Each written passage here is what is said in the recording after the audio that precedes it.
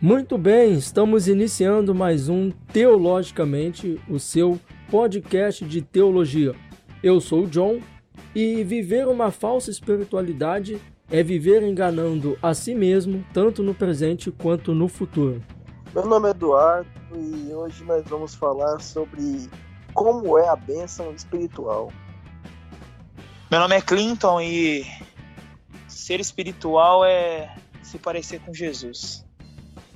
Meu nome é Messias e é mais do que importante nós identificarmos como é a falsa espiritualidade, para que a gente não possa cair nesse laço que realmente não provém de Deus. Muito bem. O apóstolo Paulo disse em Efésios capítulo 1, versículo 3 o seguinte: Bendito Deus e Pai de nosso Senhor Jesus Cristo, que nos tem abençoado com toda sorte de bênção espiritual nas regiões celestiais em Cristo. Mas o que seriam essas bênçãos espirituais?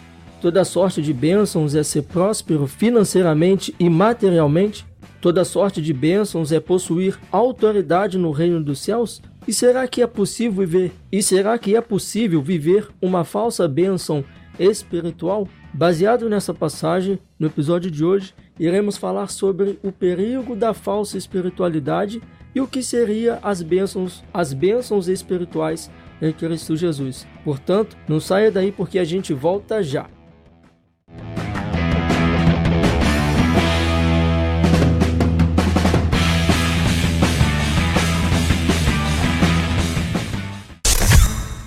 Um outro perigo que ameaça a igreja atual é a formação de um espiritualismo antibíblico, bem evidente em nossos dias. Um espiritualismo que relega a palavra de Deus a um segundo plano. Muito bem, pessoal. Para a gente estar iniciando a nossa conversa nesse episódio, vamos entender um pouquinho aí, né, qual é o conceito histórico, teológico e prático de Efésios capítulo 1. Você poderia falar para a gente, Clinton? A epístola de Efésios, ela tem aí uma intenção de ser uma epístola onde Paulo vai falar sobre a unidade da igreja, mas ela também é uma epístola completamente doutrinária, né? Uhum. E não à toa Paulo começa o capítulo 1 falando de doutrina, né? Logo depois de se apresentar nos primeiros versículos, do 3 em diante, que é o texto que a gente vai usar aqui hoje, ele vai falar sobre doutrina, ele vai falar sobre bênçãos espirituais e dali em diante ele começa a colocar a doutrina da salvação mais clara, né? Então, é uma epístola que hoje é muito relevante, é uma das epístolas que mais fala aos nossos tempos, junto com Romanos, né, junto com algumas outras.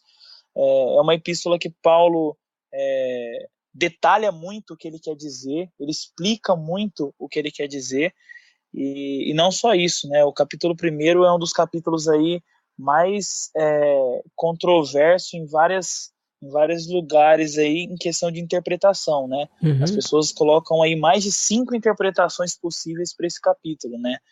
Então é uma epístola que, embora seja muito rica, ela é muito profunda também, e ela precisa ser estudada aí com cautela. Ela também traz consigo muitos elementos práticos, né, no que diz respeito à vida cristã. Ela vai falar de bênçãos aqui, mas a gente vai ver no decorrer da carta Paulo falando da vida diária do cristão, né? No próprio capítulo 2 ali ele vai colocar a salvação pela graça, tendo como consequência a prática de boas obras, no versículo 10 do capítulo 2. A gente vai ver Paulo falando um pouquinho mais à frente também do dever dos filhos, no capítulo 5, no dever do marido e da mulher, né, dos pais, no capítulo 5. Então a gente vê que ela tem um aspecto tanto teológico quanto também prático, né? Mostrando claramente o que nós já viemos falando de muitos outros episódios atrás, que a boa teologia ela tem que levar uma vida piedosa, né, uma vida espiritual. É mais ou menos essa a ideia que eu vejo dentro da epístola de Efésios. Eduardo e Messias, vocês gostariam de fazer algum acréscimo? Não, o Clinton expôs muito bem o que foi proposto aqui sobre o que se trata Efésios, né? E como até já disse bem o pastor Paulo Júnior, que Efésios é a carta mais profunda que nós temos no Novo Testamento e na Escritura, né? Então nós temos que, como o Clinton falou, olhar sobre o aspecto de Paulo, sobre a visão de Paulo, que doutrina, ortodoxia também tem a ver com prática, ortopraxia, né, como se fala. Então não tenho nada adicional que o Clinton falou nesse momento, não.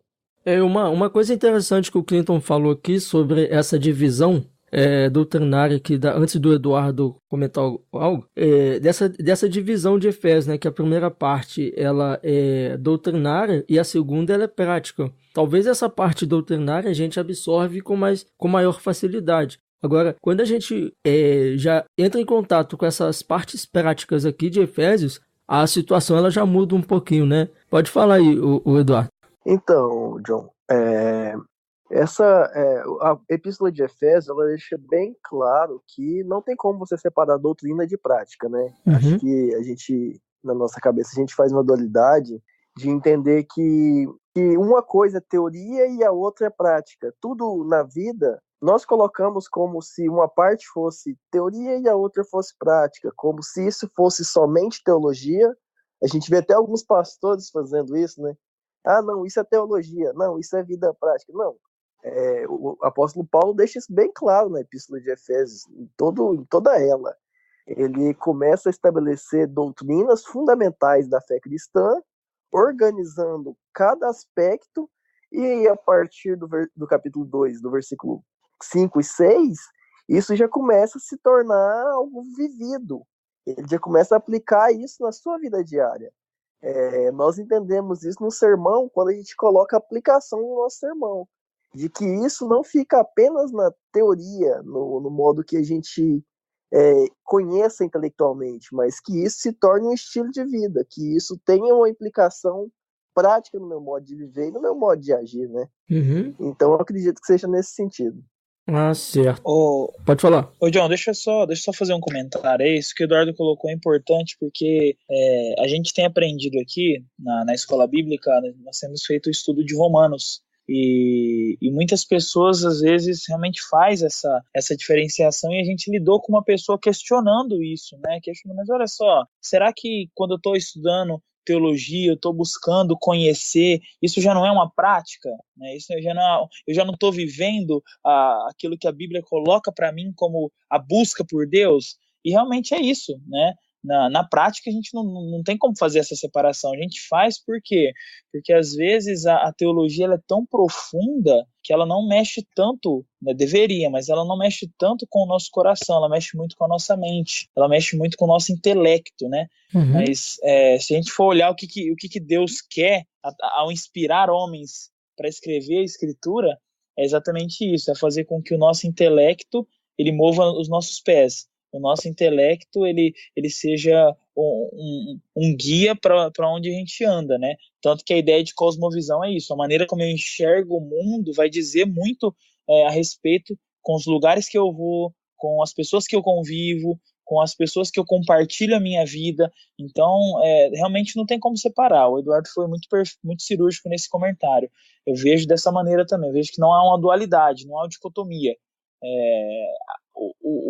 O que Paulo coloca no capítulo 2, versículos 8 a 10 é isso, porque pela graça sois salvos mediante a fé, isso não vem de vós, é dom de Deus, não das obras, para que ninguém se glorie, pois somos feituras dele, criado em Cristo Jesus, para as boas obras que Deus já de antemão preparou. É isso, salvos pela graça que vive agora as boas obras, não tem como separar uma coisa da outra. Pessoal, é algo interessante, tipo...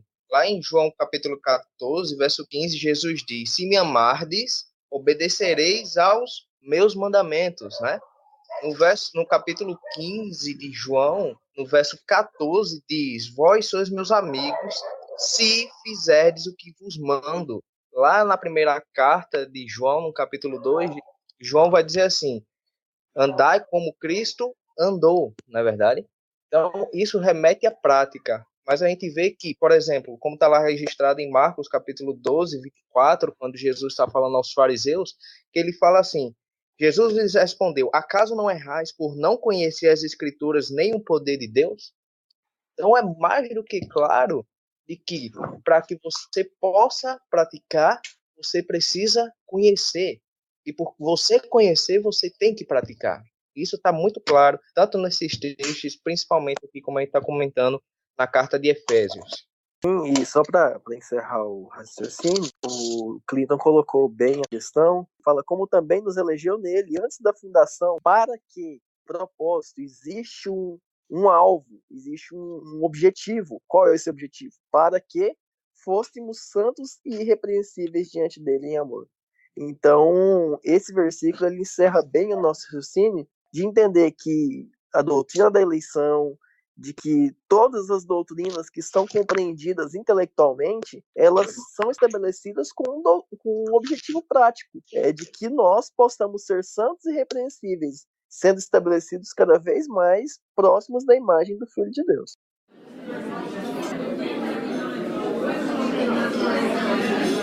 Entrando um pouquinho mais específico aí no tema que a gente vai estar falando hoje sobre a falsa espiritualidade, né? Como a gente viu que essa carta ela se divide em duas seções, né?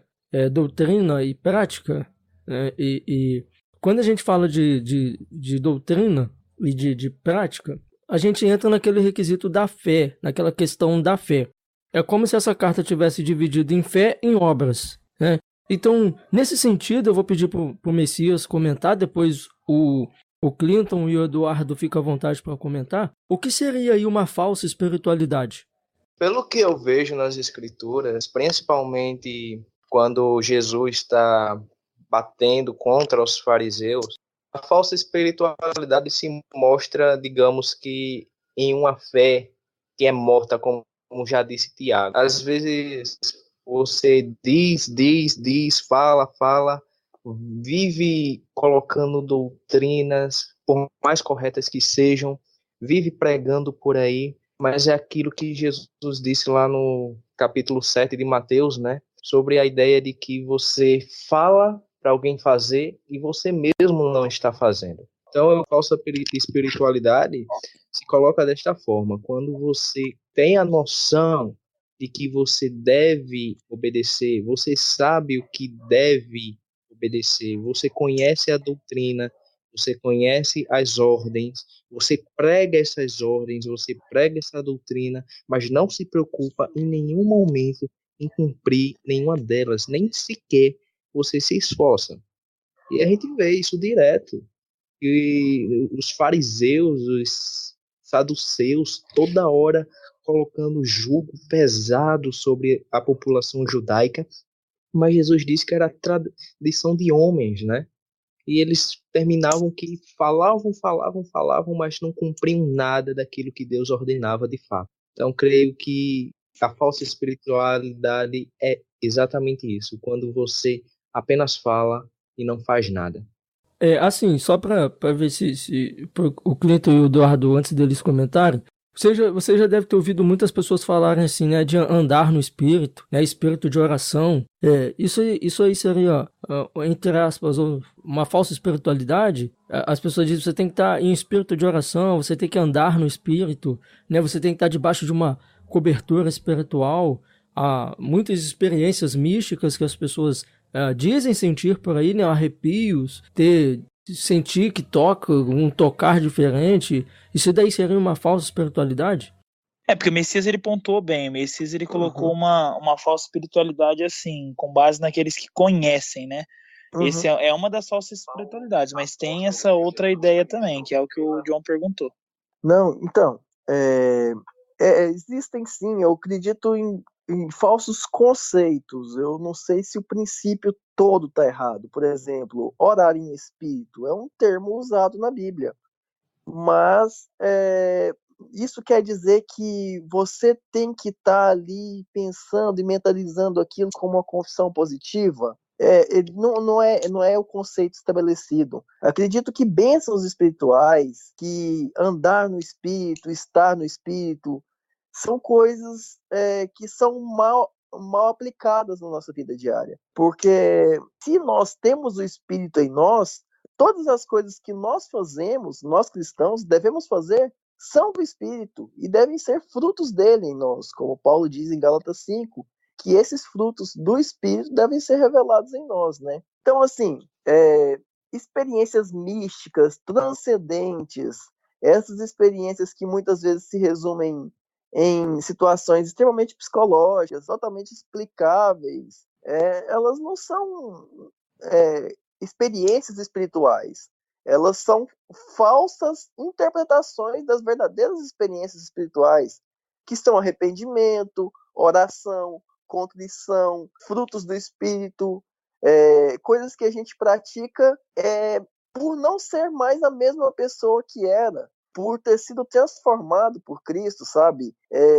Então, assim, para resumir em poucas palavras, eu acredito que seja o mau uso desses termos, que cobertura espiritual, por exemplo, não se trata de uma pessoa interceder por mim, é a terceirização de serviço.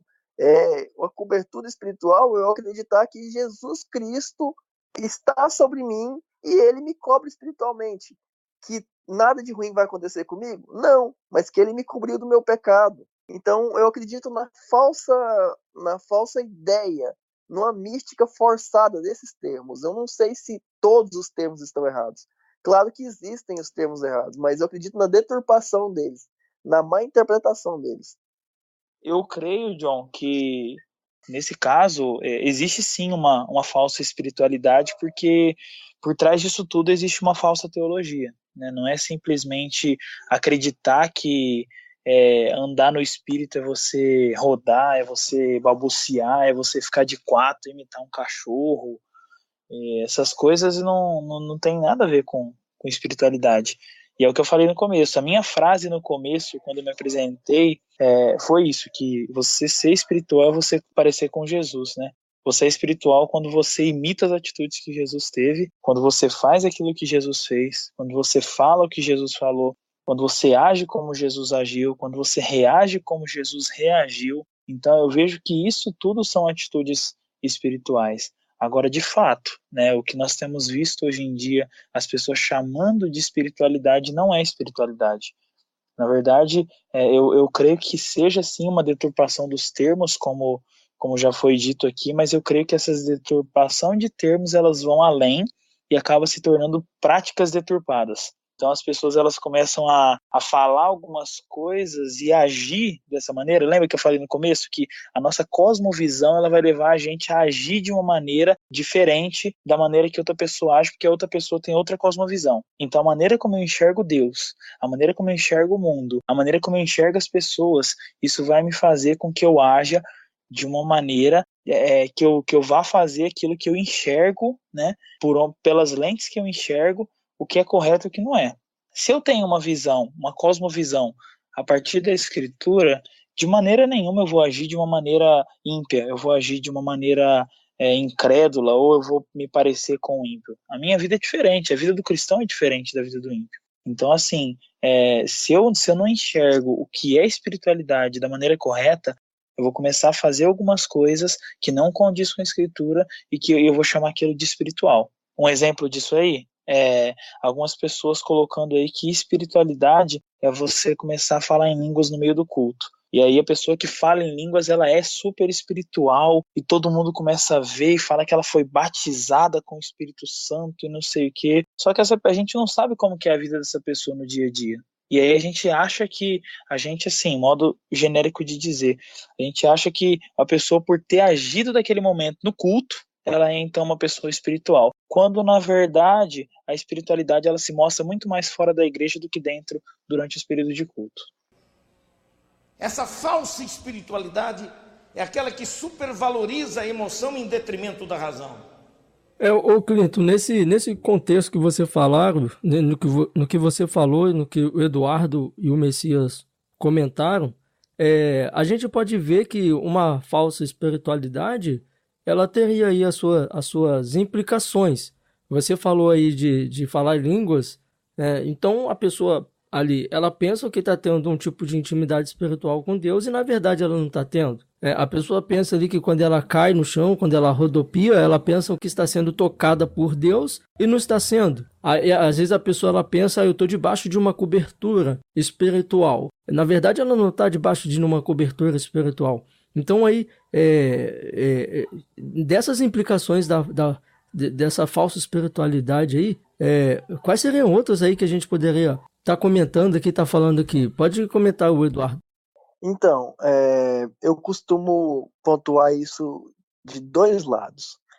O que acontece? Existe essa falsa espiritualidade, desses termos, como o Clinton bem disse, é uma falsa teologia, porque a espiritualidade é uma consequência, ela é uma via da falsa teologia. E existe também, por outro lado, o orgulho que isso produz no coração da pessoa. Porque se ela, por exemplo, se ela é espiritual pelas obras, pelas coisas que ela faz, pela sua busca, pelo seu próprio esforço, isso primeiro reflete uma obra que aponta para mim, que Deus me dá por mérito, por trocar comigo uma vida de oração, uma espiritualidade, e também se consiste no sentido de que, se uma vez que eu busco e você, ouvinte, não busca, eu me torno melhor que você. Então, é um orgulho que, de certa forma, indiretamente, ele é produzido no coração da pessoa que ela adere a esse falso movimento. Então, assim, é fruto de uma falsa espiritualidade. Eu tenho contato com pessoas que já se sentiram odiadas por Deus por não conseguirem falar em línguas, ou por não conseguir rodopiar no culto. Pessoas que, por outro lado, são extremamente arrogantes por terem essas menções de espiritualidades dentro de culto, de uma liturgia, de uma igreja avivada, uma igreja que a gente diz renovada, né? Então, assim, são as consequências de uma teologia toda que já está meio que distante da teologia saudável. E as consequências disso são desastrosas para a igreja quando a gente se rende, né, às falsas espiritualidades dentro da nossa congregação. Eu gostaria que o Messias comentasse agora, como ele já ficou um pouquinho em silêncio. É possível viver uma falsa espiritualidade dentro da igreja? Eu acredito que sim. E eu acho interessante notar que às vezes nem sempre, como foi bem falado, nem sempre é porque vou dar o exemplo. Às vezes é por, como foi falado, por ignorância. Porque eu vou dar até um testemunho, que eu até me envergonho o que aconteceu comigo. Quando eu tinha 14 anos, eu passei um ano na Assembleia e convivi muito com os irmãos assembleianos. Como vocês sabem, a Assembleia durante a semana não para.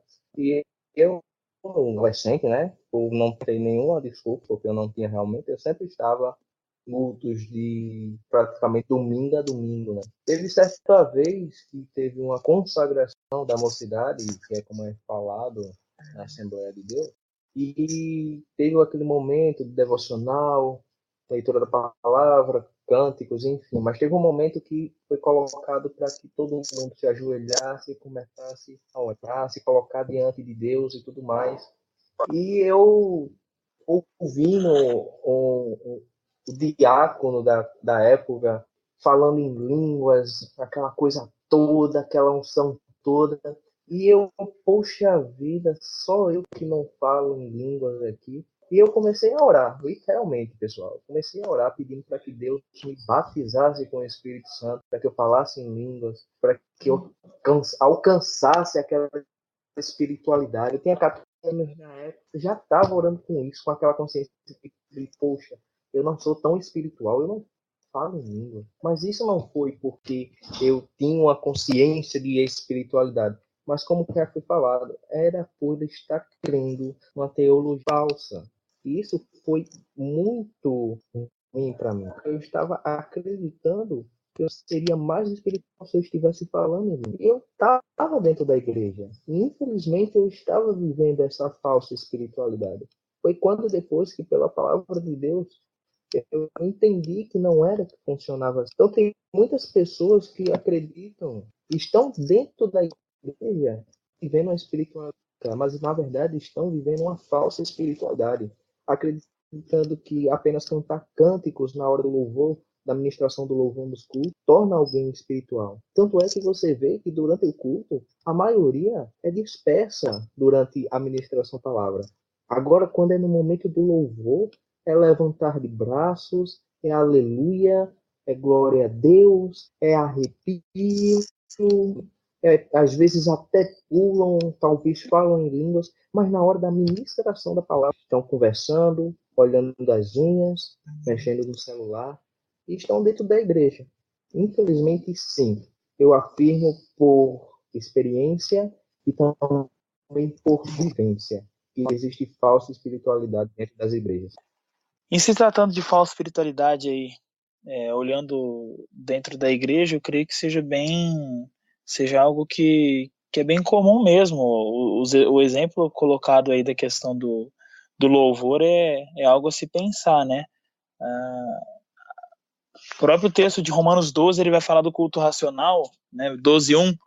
Só que antes do culto racional, Paulo fala do sacrifício vivo, santo e agradável, né? Então, a gente às vezes tende a querer separar a espiritualidade, e às vezes a gente chega para alguma pessoa e fala assim, olha, eu tô meio mal espiritualmente e tal. Meu, como que você fica meio mal espiritualmente e o resto tá bom? Então, você só tá mal espiritualmente, o resto tá tudo bom. Como que o resto fica tudo bom se você tá mal espiritualmente? Se você entender que a base da tua vida é a sua espiritualidade, é a sua ideia diante de Deus. E outra, né, ainda mais do que isso, né, se você não tem essa dicotomia diante de Deus, se diante de Deus você é a mesma pessoa espiritualmente, emocionalmente, fisicamente, mentalmente, como que você faz essa separação de eu tô meio mal espiritualmente, mas o resto tá bom? A conta não fecha, né? Então, uma falsa espiritualidade surge disso tudo também. E dentro do meio tradicional, a falsa espiritualidade surge por achar que, por estar na doutrina correta, por não estar no meio da bagunça, por não estar no meio de um movimento onde a baderna é generalizada, você então está livre de viver uma falsa espiritualidade. E é o que eu falei, a falsa espiritualidade ela não tem tanto a ver, né, com misticismo, ela tem muito a ver com vida diária, né? A gente tem uma falsa espiritualidade quando a gente olha os ensinamentos de Jesus, a gente vê o que tem que ser feito e a gente faz o contrário. Quando a gente espera um momento para poder ter o nosso momento de pecado, né? E às vezes despreza um momento em comunhão com algum irmão ou algo do tipo, e aí você então está vivendo uma falsa espiritualidade. Enfim, é uma série de coisas, é abrangente tudo que envolve a falsa espiritualidade, mas uma das que nós temos que tomar cuidado, principalmente é essa, é por achar que, por a gente não estar no meio de uma bagunça, a gente não tem isso, né? Quando na verdade o perigo é grande, ele está à porta. Deixa eu dar só mais um exemplo, pessoal, é bem rápido. Meu pai pastoreou uma igreja e logo quando a gente chegou nessa igreja, ele conheceu os líderes, né? E no momento que ele teve lá com os líderes, ele fez tipo um questionário justamente para conhecer como eram os líderes, né?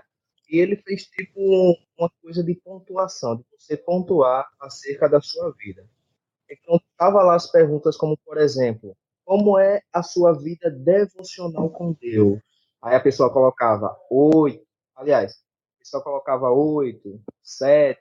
Como é que você se sente em seu relacionamento com Deus? Outra pergunta, aí a pessoa colocava 9, 10. Aí vinha outra pergunta, como é o seu relacionamento com a sua esposa? Aí a pessoa colocava 3, 4. Como é a sua relação com as pessoas do seu trabalho?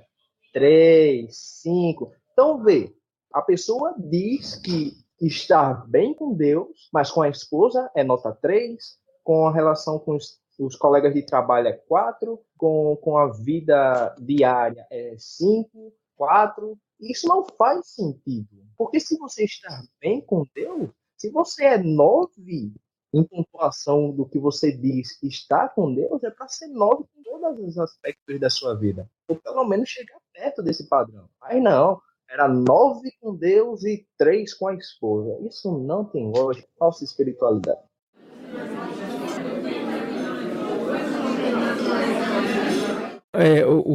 O contrário também é verdadeiro, né? Eu vejo muitas pessoas que tem uma multidão de pessoas, se dá bem com bastante pessoas, conversam, e na verdade a pessoa ali não tem relacionamento nenhum com Deus. Ela passa uma impressão de que ela é uma boa pessoa com as pessoas, com a família, mas com Deus ela não tem relacionamento nenhum, né? Mas nesse sentido, no Evangelho de Mateus 7:23, né, Jesus ele vai dizer também, né, que a partir do versículo 22, né, muitos naquele dia hão de dizer-me, Senhor, Senhor, porventura não temos nós profetizado em teu nome, e em teu nome não expelimos demônios, e em teu nome não fizemos muitos milagres?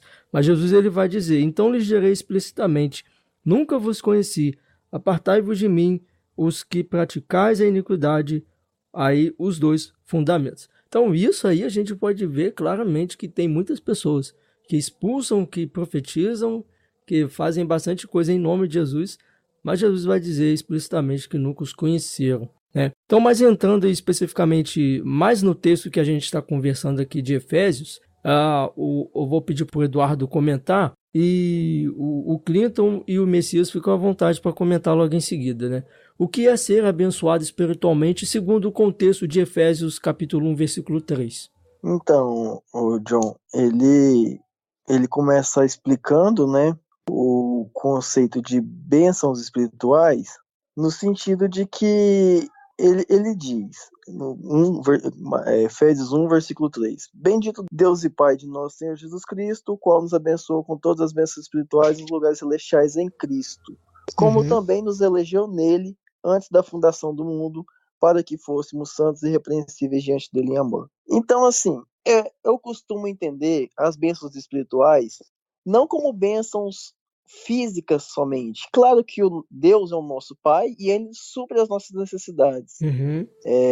Entendo que Deus nos abençoe financeiramente, nos abençoe na nossa vida familiar, em todas as áreas da nossa vida.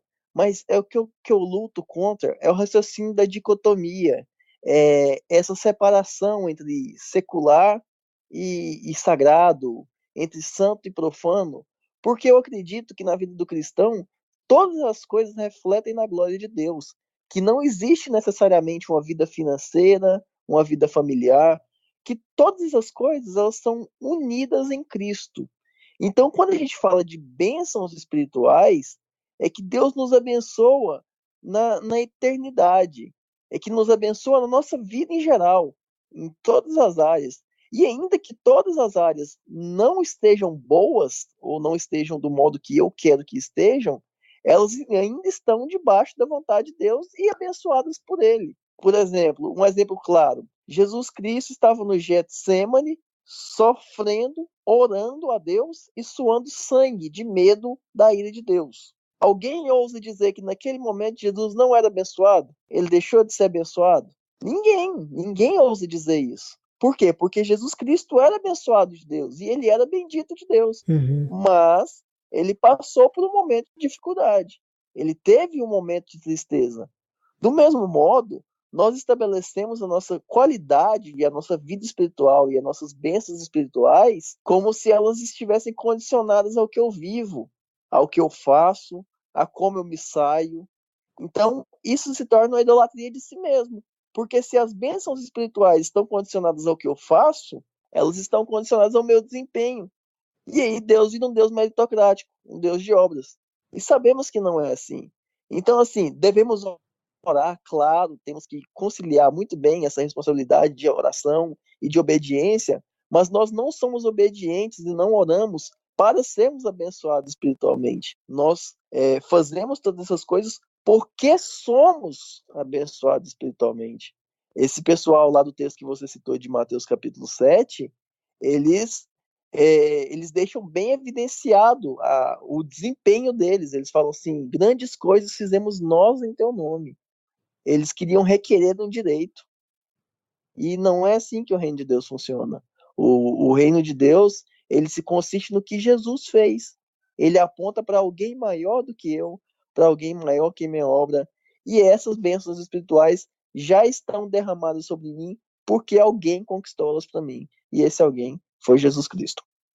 Essa ideia de nos lugares celestiais também, ela é uma expressão descritiva, né? O Lloyd Jones vai falar isso aí, né?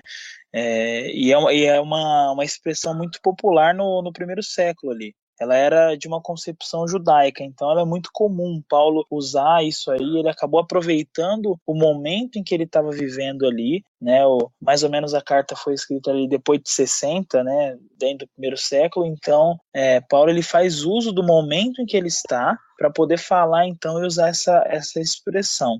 E aí, nesse caso, a gente passa a considerar o sentido dessa expressão à luz de outras coisas que Paulo vai falar em todas as epístolas, quando ele vai falar de céu, quando ele vai falar de lugar celestial, todas essas expressões aí tem como intuito falar de quem está nesse lugar. Então não é um tipo de idolatria ao lugar céu. A gente não está numa vida nesse sentido, né? Nós não idolatramos o céu. Nós queremos sim ir para a eternidade com Deus, mas a eternidade com Deus só importa porque Deus está lá, não porque é a eternidade, né? Então, a ideia que eu vejo dentro desse texto aqui é que Cristo, né, ressurreto dentre os mortos, ele já está nesse lugar, né, de céu, que é o que está falando aqui, desse lugar celestial, com o corpo glorificado, e aí com isso a gente também passa então a ser participante do que Cristo hoje participa. Então eu vejo esse texto como a ideia de que Cristo está lá, ele é o nosso alvo de adoração, não vou dizer objeto de adoração, mas ele é o nosso alvo de adoração, ele é aquele que nós olhamos e desejamos por conta de lá. A gente vai ver Lutero falar que uma masmorra sem Cristo, uma masmorra com Cristo é o céu, mas um céu sem Cristo é um inferno, porque de fato não é tanto em si o lugar, mas é a pessoa de Cristo. Então, Paulo aqui ele quer enfatizar isso, ele quer colocar Cristo no centro, ele quer colocar Cristo como sendo o principal motivo de nós sermos abençoados. Então essas bênçãos é como se o apóstolo Paulo estivesse dizendo que Cristo ele recebe a bênção de estar num lugar assim celestial. E aí nós, então, participantes com Cristo, nós estamos tão ligados a Ele que nós, então, passamos a ser uma pessoa só. Ele é o cabeça, nós somos o corpo. Então, as bênçãos que nós recebemos hoje, nós recebemos por causa dele. São bênçãos que, por direito, são dele. Que ele, sim, é digno, ele, sim, é merecedor, ele, sim, tem todo o direito de receber todas as bênçãos, porque ele realmente é o ser perfeito, que não cometeu pecado algum, que veio aqui e tudo mais, que ressuscitou. Então, por causa dele, né? Essa é a nossa prerrogativa, por causa de Jesus é que nós somos participantes dessa bênção, de modo que tudo que é de Jesus também é meu, não por mim, mas por ele. Sim, porque nós somos coparticipantes de Jesus Cristo. O Lloyd Jones, eu cheguei a ler hoje mais cedo um comentário do Lloyd Jones sobre essa passagem, e ele escreve um negócio muito interessante aqui que eu queria ler. Ele diz assim, comentando essa passagem, né, falando um pouquinho do que eu falei anteriormente, aí ele coloca assim, né, eu copiei esse trecho aqui, né, ele coloca assim, ser cristão significa que Deus, mediante o Espírito, está operando em sua alma, deu-lhe um novo nascimento e colocou dentro de você um princípio da vida celestial. E você tem que saber disso. Só você pode sabê-lo.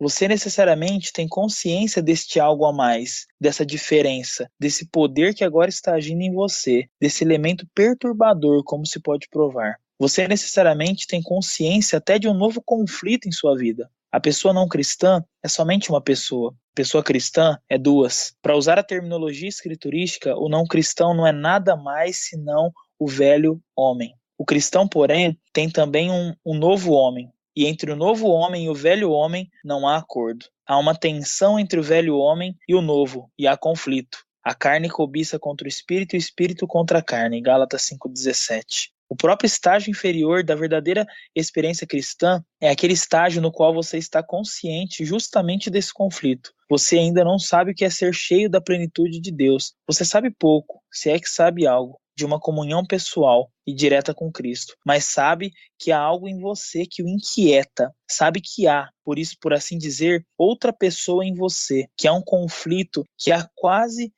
que é uma personalidade dupla, essa dualidade, por assim dizer. Estou tentando comunicar o fato da consciência que o cristão tem das duas naturezas. Ele está consciente das duas naturezas porque ele está em Cristo. E Cristo está nos lugares celestiais. Ele recebeu essa vida de Cristo e tudo que ele tem deriva de Cristo. E isso é tão diferente de tudo que o cristão tem consciência de que tem duas naturezas.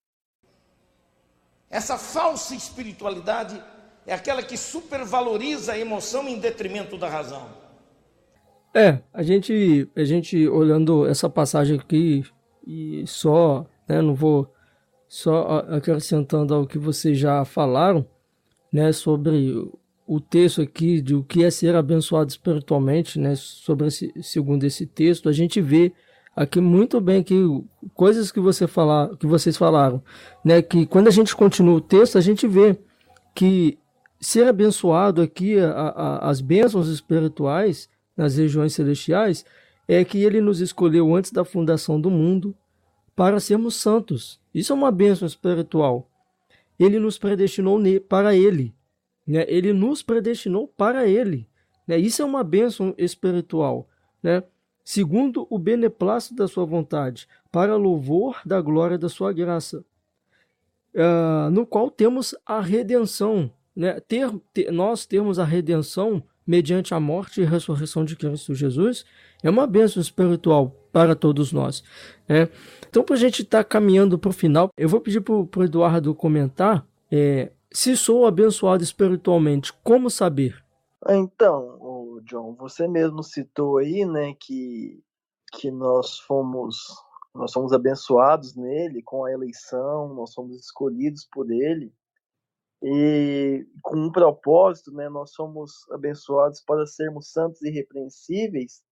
Então eu sei que eu sou abençoado por Deus, primeiramente, se eu creio que Cristo morreu por mim.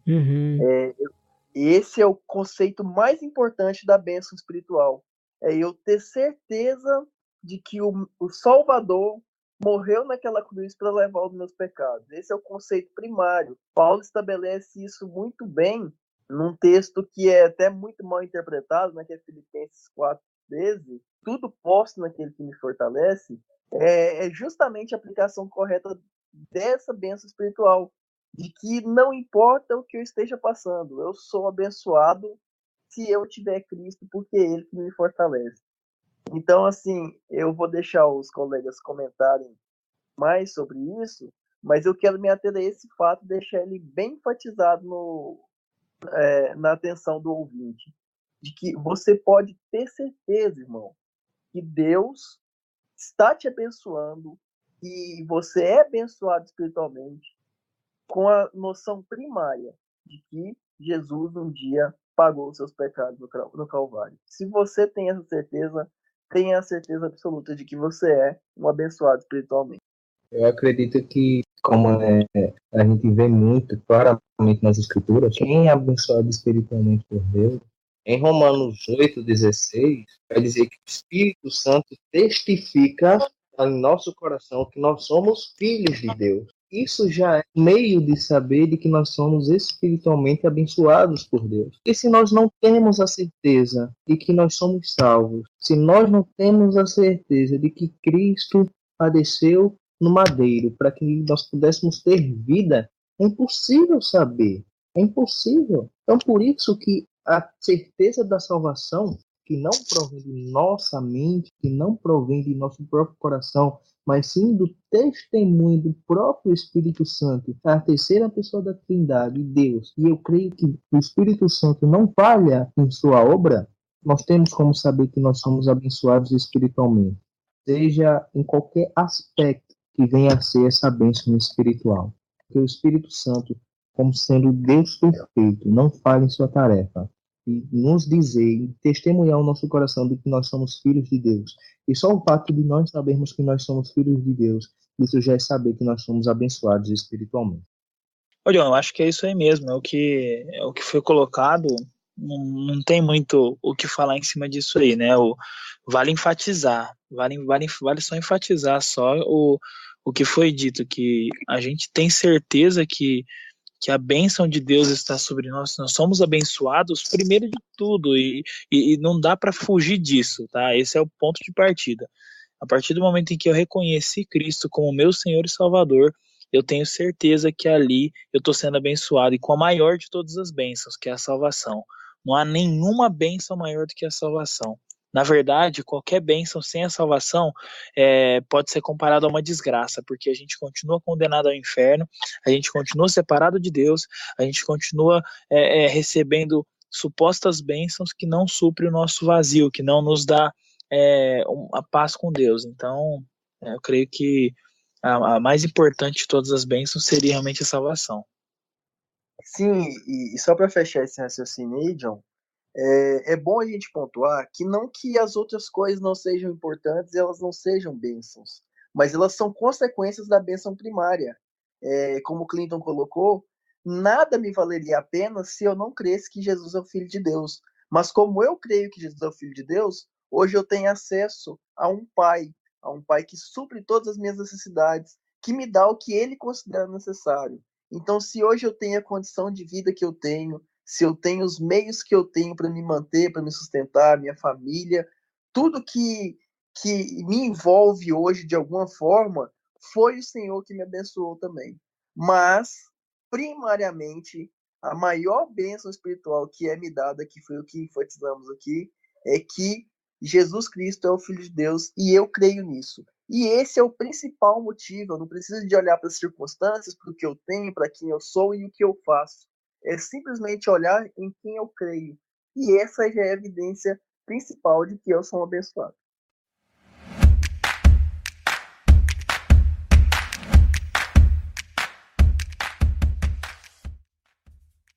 Muito bem, chegamos ao final de mais um episódio e eu quero aqui agradecer a participação de todos vocês. Muito obrigado aqui por cada colocação, por tudo que vocês falaram. Que Deus possa abençoar a vida de cada um de vocês, né, a família de vocês, o ministério de vocês, a vida de vocês, enfim. Muito obrigado pelo tempo disponível de vocês. E eu quero agradecer a vocês também que nos ouviram até o final. Muito obrigado pela participação de vocês. E que este episódio possa ter sido uma bênção de Deus na vida de cada um de vocês. Até a próxima e fiquem com Deus.